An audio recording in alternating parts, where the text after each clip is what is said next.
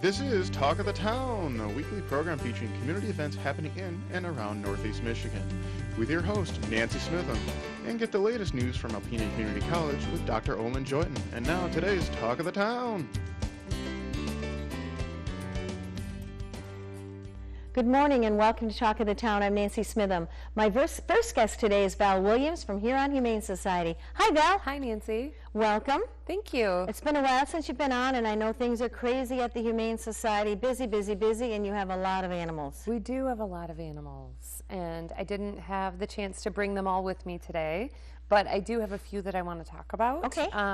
We have some really nice animals right now at the shelter that are super adoptable, ready to go, the whole package. So I picked a few out that I personally would love to adopt if I had the room.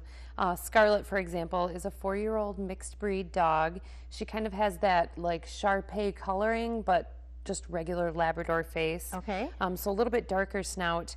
She's very loving, very affectionate. She doesn't ask for a lot. She likes belly rubs and she loves to go for walks. And she would make a wonderful family pet. So if you're interested or you'd like to view Scarlett's profile, you can go on our website, HuronHumaneSociety.org, and check that out there. She also will be featured all month long throughout the month of June as one of our adorable adoptables that will be at various business partners throughout the month. So on Thursdays, we feature our pets at Real Estate One of Alpena, Teeter Orthotics, John Knapp State Farm office, and also at, I'm drawing a blank, City Hall of Alpena. Okay. So any of those 4 places, you could stop in and meet one of our adorable adoptables, and you might actually run across Scarlett when you do that. She's a very beautiful dog. She is beautiful. Another dog that I wanted to mention is, her name is Zoe. She looks to be like a smaller black lab mix. We were told she was a spaniel mix. Okay. I don't see it, but okay. She is very, very well behaved. She's super sweet, very loving. She's only 7 months old, and she would also make a wonderful family pet. She gets along well with all of the other animals. So if you're a multi-pet home or even a single person without any other pets, she would definitely fit in well. And at 7 months old, still have a chance to train her the way you want her to be trained. Absolutely. And she has a really super friendly disposition. Her face is just very loving. Again, you can view her profile on our website, HuronHumaneSociety.org. Okay. A couple of other animals real quick. Sophia is a cat that we've had at the shelter for quite a while. She has the markings of a tortoise cat, they call her. She's very laid back. She is 6 years old, and she's been with us since she was about 3. Oh, okay. She came to us as a stray, so she's really acclimated well in her 3 years with us, and she gets along well with the other animals, cats, dogs, and all of the people out at the shelter. And at any given time, we can have 10 people in the cat colony at a time. So she does really well around large groups. She would fit in well with a large family, a family with more than one pet, or even a single person. Okay. And then we have some events coming up that I wanted to mention. Okay. We have our Mutt Run coming up. This will be our 12th annual motorcycle run. Yeah, it's amazing. We used to call it our motorcycle run, and then someone referred to it as the Mutt Run, and it just kind of stuck. So what we do is we do an all-day ride on motorcycles. All bikes are welcome, whether you have a Harley or a Honda or whatever it is you happen to ride. Okay. You're welcome to join us. We'll be meeting at the Hideaway here in Alpena around 9:30 in the morning, Saturday, June 6th. So it's coming right up, and we meet there, and you do registration, which is $25 per rider, or $15 if you're in a couple. $15 per person in a couple. And we start at the Hideaway. We'll leave around 11 a.m. and we'll end up at the Flying Duck, which is the former Grand Lake Lounge, I believe. I believe, yes. Pinewoods Tavern in Rogers City after that. Then we're stopping at the Black Mountain Recreation Area. Ooh. We'll be grilling some hot dogs and some other things and have some chips and pop available for lunch. Then we'll stop at Havel's Northland Bar, Mets Lounge, and then we'll finally end at Chief's Bar in Alpena, where we have a block party. We have a band, music by Charlie and the Bourbons. We have some food available as well, again, some prizes. We're doing a silent auction. and raffles. So we have all kinds of things going on all day long on Saturday, June 6th. If you can't join us on your motorcycle, or if you don't have someone to ride with, you can join us at Chief's Bar afterwards at around 6 or 7 p.m. for the block party. And we just want to let everyone know this is like the premier bike event. It is.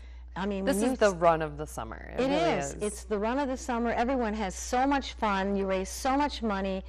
And anyone who's ever done it, you know, they're in for the next year. No one ever drops out because it's so wonderful. And it's pretty exciting, too, to see the bikes go by your house and, you know, just wave to everyone and thank them for what they're doing, you know, keeping the animals in our community off the streets and safe until we can get them adopted. Right. And I do want to give mention to the chief promoter of this, who actually happens to be Chief. I didn't intentionally say that, but he really is the promoter of this event and the organizer. This has become a fundraiser where it's kind of a no-touch for us at the Huron Humane Society, which really helps with workload and things like that. And staff, yes. Staffing, volunteers.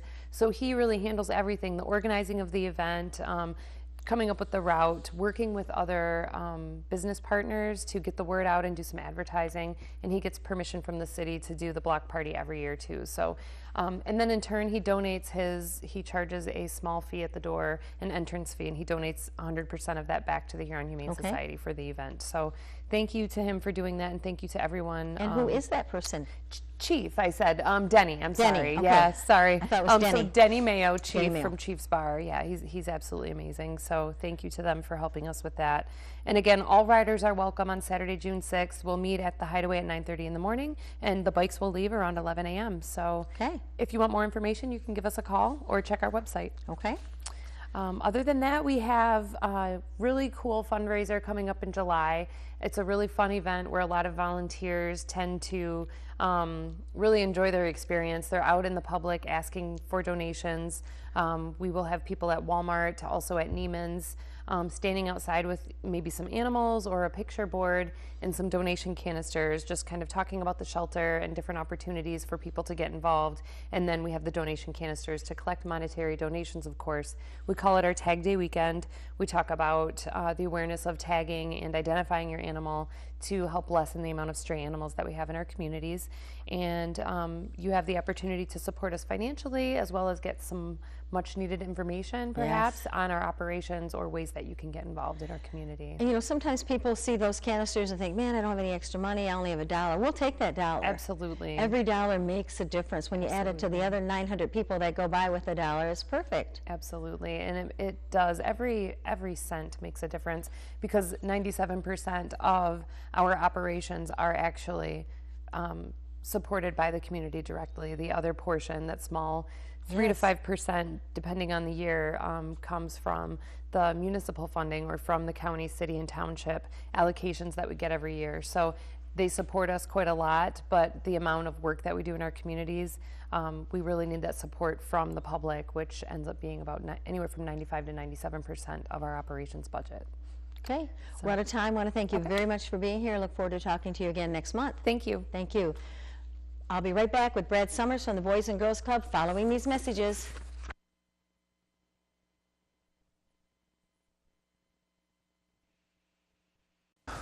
Hi, welcome back. My last guest today is Brad Summers from Boys and Girls Club of Alpena. Hi, Brad. Hi, Nancy. As we're taping this, school ends next week. I suppose you're getting that club ready. You're getting crazy with all that summer programming. Yeah, this is the integral part of our year where the staff get together. We do a lot of team building exercises. Everybody kind of gets acclimated to what to expect for the upcoming summer. Our summer is our crazy fun time of the year. Yes. We have 2 new employees that have been hired on, Kayla Rasmussen and Brooke Mainville. Kayla brings a Boys and Girls Club background. She worked at the Bay City Club, and Brooke used to be a Youth Volunteer Corps member. Ooh. And she was a mentor as well, so she has a lot of experience working with our club. So we're really excited to bring them on and get them acclimated and adjusted to what they can expect here at the Boys and Girls Club of Alpena, seeing 100 to 125 kids on a daily basis. So there's a lot of training with first aid, nonviolent intervention, crisis prevention, and a lot of very important imperative aspects to what we do to make the summer more enjoyable for the kids and much more enjoyable for the staff that works there. And you do so many fun things for the kids. We try to, during the summertime it's great because we can get outside. During the And you have summer a we're wonderful kind of cooped up. location. Yeah, we're right on the river, so it makes it easy for us to go fishing. We can just walk out right outside the back doors. We can do bike path cleanups to help the city of Alpena with some of their maintenance needs, on the bike path right behind us. And then we can utilize the island and a lot of bigger fields that we have that the kids can go out and play kickball and baseball and soccer and you name it, they can go out and do. So we revolve a lot of the programming around outdoor activities and around field trips during the summer. And of course, the Boys and Girls Club now is air conditioned for the last couple of years, which has made the climate and the environment much more. Yes, with 125 kids, I would think so. Yeah, everybody breathes, and that all produces heat. So it's really nice to have, that air conditioning in there. Everybody just seems to get along a little bit better. But it just makes it the environment much more easy to get by and have fun at the club. And we just want to take a moment to pause to thank the community for your wonderful success of your fundraiser that you recently had. I've heard nothing but wonderful good things about how much fun it was, how wonderful the prizes were, how good the food was, how friendly and wonderful everyone was that was there. It just sounds like it was a great evening. It was, we had a lot of fun. Everybody that attended seemed to have a lot of fun, a lot of smiles on the way out of everybody. The board of directors did an amazing job with coming together with donations from local businesses and donations from themselves and from friends and family and everybody. It's a collaboration. One of the biggest items that we really put out to the people that attended and to people that support us on a yearly annual basis, we're a family. Boys and Girls Club, we consider everybody, even if it's 50 cents or 15 minutes of your time, you're part of our family. And that's important to us and to the board of directors and to our staff and everybody to know that when you do make even the smallest donation or anything, you are making an impact on a kid's life. Oh, yes. And that's extremely important because that's really what our mission is to make an impact on the kids and provide them with the skills and resources to make them more productive, responsible citizens. So any kind of giving, any kind of support is much appreciated by myself, by the staff, by the board of directors, and that helped make our annual raffle dinner event successful this year. Again, we're building on 2 years ago. We were up on attendance, and this year we were up on attendance. I can't tell you how important it is to have so many businesses in Alpena that are willing to, on a drop of a dime, just help out the club. Oh, it's well, I'll amazing. put something together. It's so nice to be able to call and have that relationship with people. The town that gives till it feels good. I always say that about Alpena. Alpena is extremely supportive. In my young tenure as an executive director here in Alpena, I'm learning a lot about the good people in Alpena and really, really learning about the generous nature that we all have here, and it's important. Boys and Girls Club is, a very important part of, I think, and a lot of other people as well. For 125 kids a day, I think a lot of people feel that. Pretty imperative. We're providing that, those programs for those kids, those abstinence programs, those preventative programs, to really teach those kids, like I said before, what our mission is, and to make them better citizens and productive citizens. And that peer mentoring, it works. There's statistics that proves it works, and I've seen it in my own life, and it does work. What are the hours for the summer going to be, Brad? Our hours for the summer are 12 to 6, Monday through Friday, Monday through Thursday, and on Friday we close at 5 o'clock. So we're open at noon daily. And close at 5 o'clock on Friday and 6 o'clock every other day. So snack at noon every day, Yep. and then lunch or dinner at 4 o'clock. Yep, lunch at 4. We have lunch at 4 o'clock. Lunch at 4. And then we have the snack right when the kids get there. We'll have a snack for everybody. And then we also, Feeding Kids Ministry is giving us an opportunity to provide food bags for kids on Fridays. So if anybody is out there that's in need of food for the weekends or anything like that, we discreetly put them into backpacks or discreetly give them to the kids.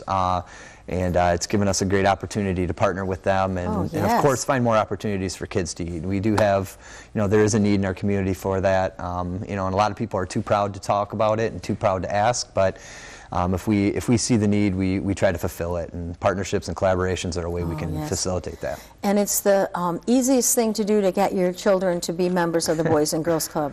Yep. Oh, it's absolutely. It's $10 a year, $15 for a family. And that's what we ask for a yearly fee. So it's, we keep the prices down so everybody can afford it. And it's just, kids need to be there. I say that over and over when you go by and listen to the laughter when you're walking. Plus, those are the discretionary hours. People think kids get in trouble at night. Well, that's not true. It's when they're sitting home alone all day long by themselves or playing on computers, doing things they shouldn't be doing. Go there, fun, run, fish, field trips, golf. We're going to be doing some golfing. Yep, we have Ryan Herrick, our mentoring coordinator, is a pretty good golfer, and he's got some partnerships with some golf courses around town. And we're excited to be able to offer the opportunity for kids to learn how to putt, chip, drive, do these things, and then utilize some of the beautiful areas that we have here. We have some really, really, really pretty areas to golf and things of that nature. So it's very nice that we can partner and collaborate with them, and that we have a staff member who's dedicated to wanting to see kids learn how to do this. So. And there's a lot of kids that really want to learn. Well, summer's here, parents, while you're working, and keep your kids busy, keep them active, let them be hanging out with mentors and with children their own age and doing all the fun and good stuff while you're at work. 356-0214 is the number to call or stop in. I think if anybody stops in, bring your children, come for a tour. It's just wonderful to be there and see the excitement that happens there every day. It's a lot of fun. It's a lot of fun. Thank you very much, Brad. I look forward to talking to you next month. Thank you, Nancy. Thank you. I'll be right back with Don McMasters following these messages. Greetings, everyone, and welcome to Talk of the Town. I'm Dr. Don McMaster. I'm a Vice President for Workforce Development at Alpena Community College.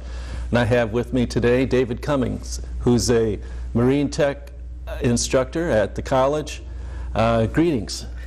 Thank you, Don. And welcome to Talk of the Town. Well, thank you for having me on here today. My pleasure. So, for people who aren't aware of the Marine Tech program at Alpena Community College, tell them a bit about it. Well, our Marine Technology program is a very unique program in the United States. We're one of the only programs in the United States that specifically train students how to operate and maintain ROVs, remotely operated vehicles, or more commonly, they're just underwater robots. And they range from small little ones that could easily hold in your hands to large ones bigger than a minivan. And tell me a bit about the students that enroll in the program and what skills they might acquire in this 2-year migration. So in our 2-year program, what we're looking for is people that love the water, want to be on the water for a career, people that have hands-on skills like mechanical, electrical, computer skills, hydraulics, and want to be a technician maintaining these robots. It is a little unique because in this field you typically work 3 to 4 weeks offshore, but the reward is you get 3 or 4 weeks off. And then that time off is you're free to live anywhere you want. So we still have some graduate students that still call Alpena home, even though they work in the Gulf of Mexico. That's neat. So I'm understanding that this year's class built a very interesting ROV and competed in the MATE regional conference. Correct. Competition. At the MATE regional competition just a few weeks ago, at this competition we have teams from elementary school, which is scout class, to next class up is navigator, to then ranger class. These 3 classes of teams compete at different levels against each other. And the ranger team, which is typically more high school teams, the winner of that competition gets to move to the international competition in Newfoundland. And then at Alpena Community College, my students, what they have to do for a collegiate competition, which is Explorer class, they had to demonstrate their robot could complete 5 tasks before they could move on to the international competition. What were some of those tasks for the viewers out there? For our collegiate team, what they had to do was remove a wellhead cover put a little gasket on, put a cover back on it, and then something called a hot stab, insert that, and then remove that back off. This depicts what's commonly used in Newfoundland in offshore oil and gas. So at these competitions, what they tried to do is everywhere they hosted the international, which they move around every year, is what underwater work is used in that region. And then the tasks are depict that. Like last year when it was here in Alpena, when we were blessed to have it for the first time here, it was based on shipwrecks and zebra mussels and counting that. So this year, because it's in Newfoundland, we're heavy in oil and gas. They're doing that plus ice dive, so they had a lot of unique challenges to do this year. It sounds very challenging to create a machine that can underwater grab something and turn and take it off and twist it on and do various tactics. So tell me your impression about how our students did in building this piece of equipment. Our students did a great job. They tried some new technology, and as always, they hit some roadblocks with that. They hit a huge learning curve. They end up going through, figuring it out, a little last minute for the instructor's taste, but the youth will always be the same. Sure. And the one I laugh about was I was nervous. I didn't quite let them know I didn't really think they were going to do it. They sent me text message 4:30 a.m. showing me they got their robot done. And then they're just a day for competition. They're out there trying to test it. And they get in the water at the competition site, and it ran perfect. They were able to have very good control. Unfortunately, they weren't able to complete all 5 tasks. But the tasks they were doing, their robot just handled perfect. I think with a little more time, practice, in a lesson on the procrastination, with a little more practice, I think they would easily got it. Wow, that's great and commendable. Yes, very. I would imagine in a project like that, a lot of the time gets devoted to building it, and not enough time gets devoted to testing it. Correct. All right. So I heard a funny and interesting story about a team from U of M and their interaction with our team from Alpena Community College. Could you share that?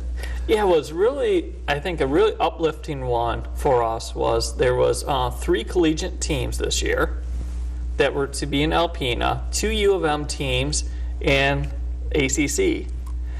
The one U of M team pulled out last minute, said they were going to drop out of the competition. The other U of M team showed up, and ACC went first, and as I said, our students just did an amazing job putting the robot in, the control of it. And then the U of M team put their robot in, and they struggled. They didn't complete 1 task, and they had a lot of control issues.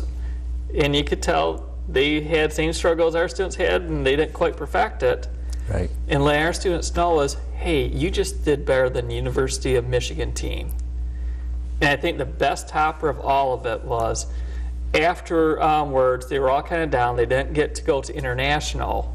But some of the students went out to a local restaurant, and they ended up, just by chance, meeting the U of M team. They all sat down, talked about the competitions, talked about their struggles. I think it's just a great way to show how Alpena, our students, outreach and really embrace everyone, outsiders, and make them feel at home here in our community. I think that's great. It says a lot about your program, it says a lot about the college, and it says a lot about the community, but mostly it says a lot of good things about the students. I agree. I'm very proud of what my students did, and us as an instructor. I also remember too is how much we procrastinate when we're younger, and how we all learn the same lessons. It's just kind of, I think we forget where we came from. Yeah. But I am very proud that they stuck with it. They never gave up, and they end up demonstrating, to my amazement, a very well-built robot. And that's great. This is the 2nd year now where your students have built a robot. Yes. And competed well. I have to commend, as a participant, the community for pulling together, and Sarah Waters and her team at the Thunder Bay National Marine Sanctuary. It's a great competition, great program. Thank you for your work. And Folks, tune in next week and have a great week. We will see you next week. Thank you. Event Talk of the Town with Nancy Smitham and Dr. Olin Joyden. For a list of events taking place in Northeast Michigan, visit our website at www.wbkb11.com and click on Community. This has been a Thunder Bay Broadcasting Corporation production.